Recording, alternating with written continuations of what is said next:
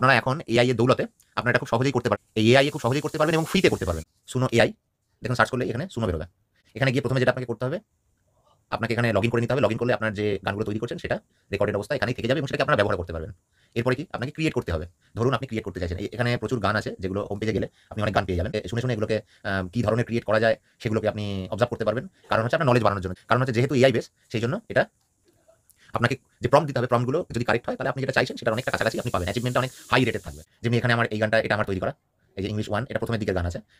আপনারা কিভাবে তৈরি করবেন সেটাকে আপনাদের আমি দেখাচ্ছি। ক্রিয়েটে চলে গেলেন।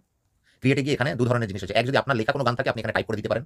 অথবা যদি আপনার লেখা কোনো স্ক্রিপ্ট নেই, আপনি এদের কাছ থেকেও এই সুনো এদের কাছ থেকেও নিতে পারেন। এখানে রাইট উইথ সুনো লিখবেন। এখানে আপনি ডেসক্রিপশন দেবেন আপনি কি ধরনের গান চাইছেন। তার সাবজেক্টটা দিতে হবে। যদি ধরুন আমি এখানে লিখলাম স্যাড সং উইথ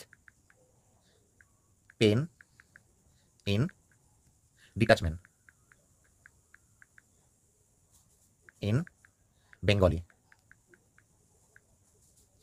এখানে রাইট লিরিক্সে চলে গেলেন। ও একটা আপনাকে স্ক্রিপ্ট লিখে দেবে। আপনি যে ভাষায় চাইবেন সেই ভাষায় দেবে। ধরনের অপশন ওরা দেয়, মানে দুটো, দুটো করে রেফারেন্স দেয়। এখানে কি আমি এই গানটাকে চুজ করছি।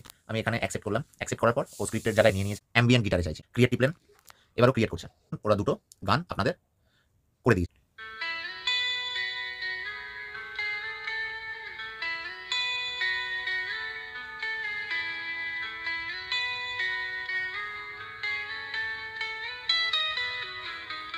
আপনি কি আশা করতে পারেন যে এই কাজগুলো করতে গেলে কত ঝঞ্ঝাকে আপনাকে পোহাতে হতো, কিন্তু কত সহজে জাস্ট ২ মিনিটের মধ্যেই আপনি একটা গান উইথ রেফারেন্স সেই গানকে কম্পোজ করে তার রেকর্ডিং করে সমস্ত কিছু রেডি করে ফেলতে পারছেন।